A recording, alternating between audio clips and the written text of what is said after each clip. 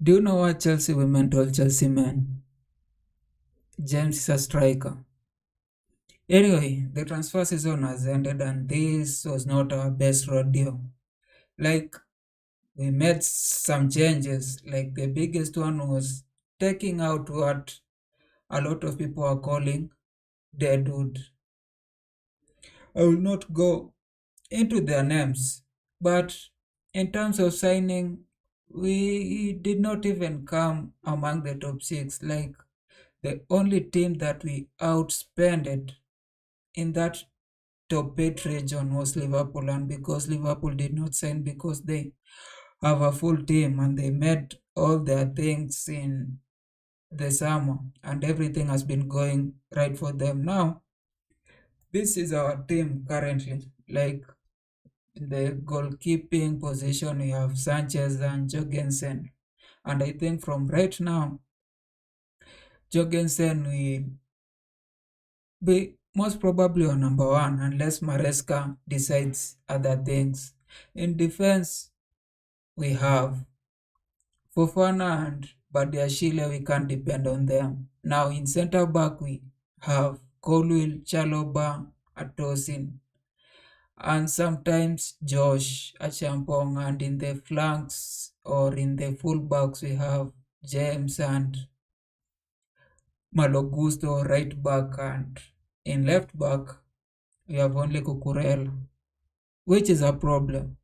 In the midfielder position, we have a huge problem because we only have Caicedo, Enzo, Hall. Lavia is injured, and then Mathis Amago is an 18-year-old, 19-year-old.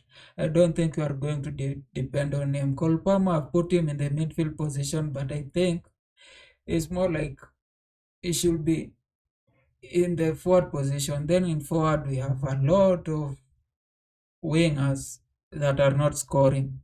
Now, we are in Premier League, we are in FA, and we are in Conference League. The last time you were in different competition, we always had a first team and a second team, and that's what made us win most of the games because people will be going into games fresh every week. Like, they will be having a whole lot of time to relax after a Premier League to another one. But right now, we are going into a period where there is a lot of games in different competitions, and I don't think we are stuck as such because even in the midfield, if you take Caicedo and Enzo, if you put them in bench, now you'll have Hall and Mathis, a new guy, and then you'll have to go to people like Raksaki, and they also are in four competitions. I don't know how you will juggle between the first team and under 21. And again, in forward, now you can mix there. But in defense, now we'll have a problem. Like, somebody will have to be playing either in midweek and in the weekend. What I feel or what I think our first 11 should be from now, like our first 11, the team that will be playing, that should be playing in the Premier League. I think Jorgensen should always start. A lot of people have been criticizing Colwill because of the mistake he made. I was also one of them, but I think again he still remains our best left center back. Like, we'll have to wait. If he makes another mistake like that or another one, then Maresca might think otherwise. But I feel he should be in the left center back. Now, in the right center back, again, Tosin has been doing so well.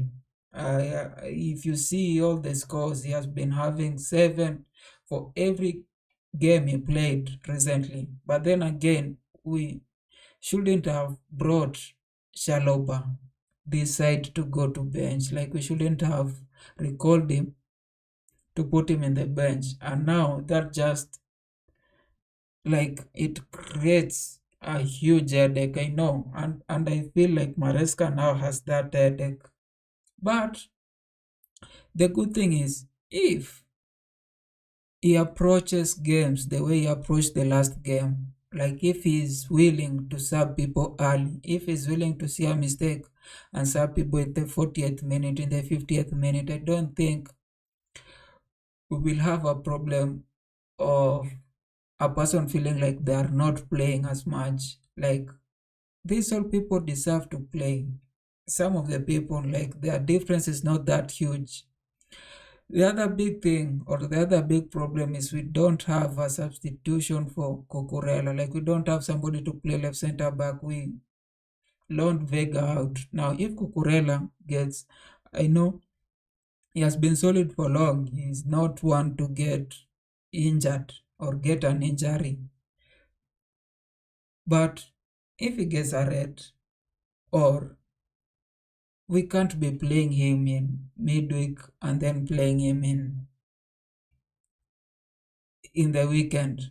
Like I see a scenario where either Colwell or Colwell plays in left back at some point, or a lot of changes, like the way he suggested that Cucurella playing as a like overlapping. Now he can just decide because he's overlapping a lot. Why don't we just play a winger in that position? Now you have a winger, somebody like Sancho. Then you have Sancho and Nkunku and all these other forwards playing at the same time.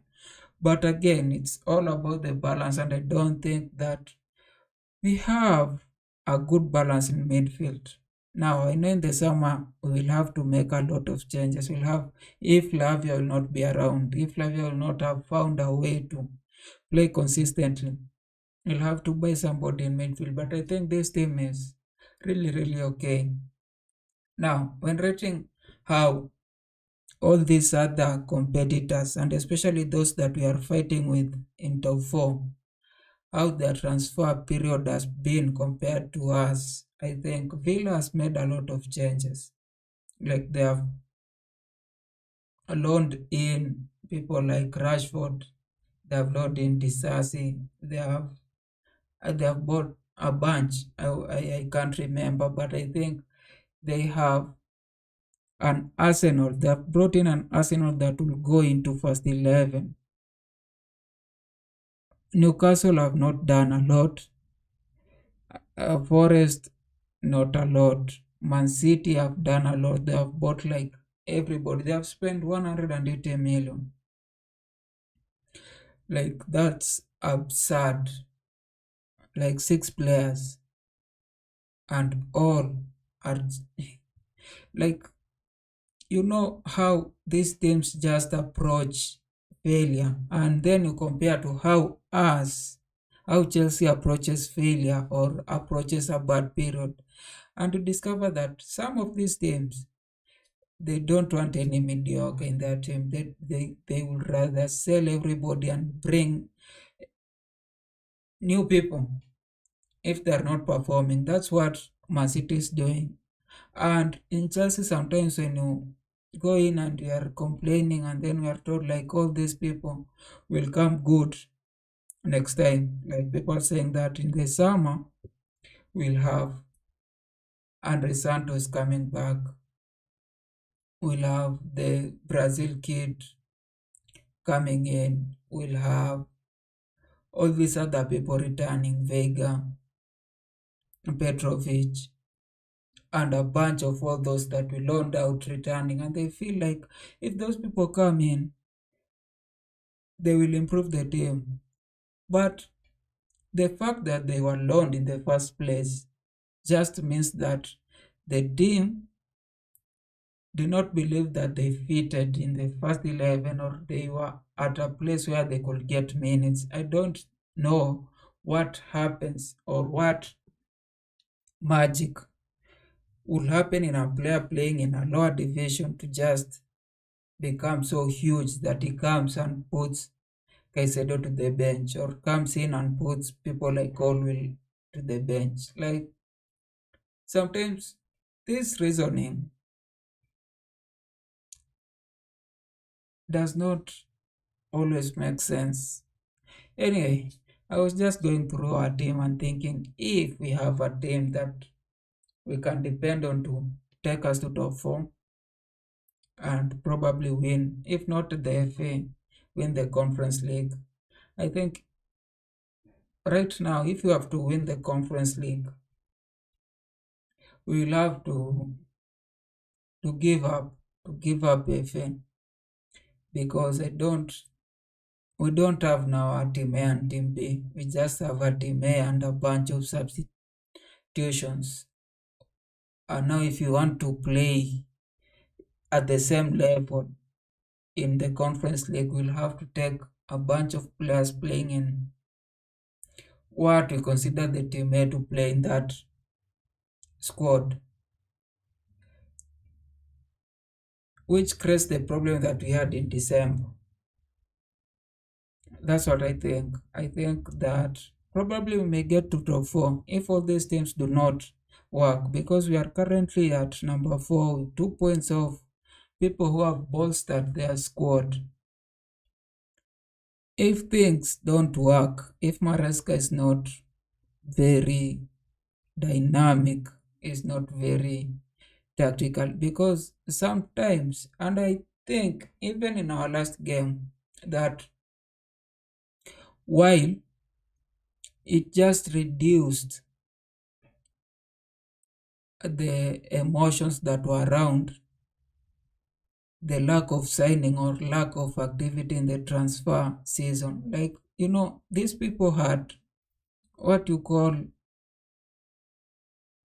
like, the wind rescued the transfer period because everybody was expecting, and sometimes you feel because everybody is saying that the directors or the team felt that the team was right, but when you go to the news, you find that a lot of deals collapsed in the last minute because people like Tell, like before Tell went to Spurs,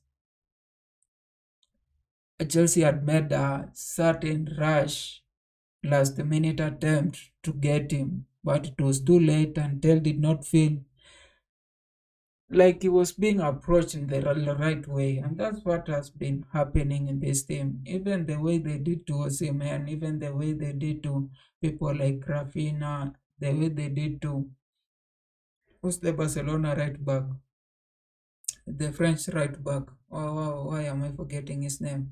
All those, like some of those guys wanted to come, but because our Chelsea like had all these, I don't know, like they are playing hardball, that it becomes so hard to sign all those kinds. And the reason why it takes so long, these people probably do not have,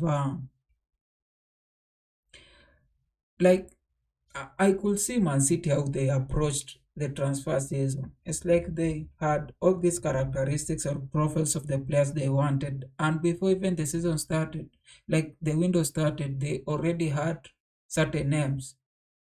They had even started talking to some of the names, some of the agents. In our case, we had all these names or profiles, or we didn't even have. Like we just waited for a team to start crumbling and people start asking if we are going to sign anybody. And then we go and look for a name. Like the last period, I could see like there was some data and some insight to the people they signed, even people like Cole. But it doesn't really, like, there's no case where we have two calls.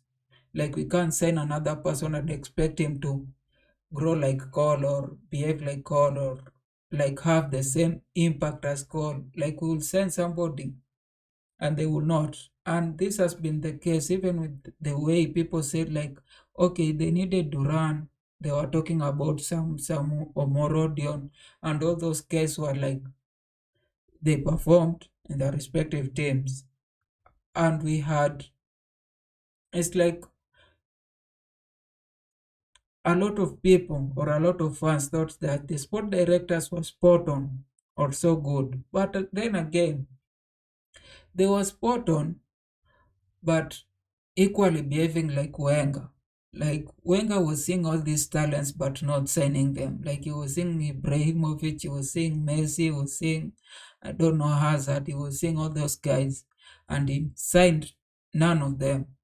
Now, we might stand that way. We might be the guys who have all these sporting directors who are so good at sporting talents but signing none, because other than Palmer, all these things, like, we were just signing names eventually, like saying this kid is performing, then signing them. Madueke was performing at PSV, sign him. Sancho was having issues at Manu, sign him. Oh, Caicedo was a Brighton thing, sign him.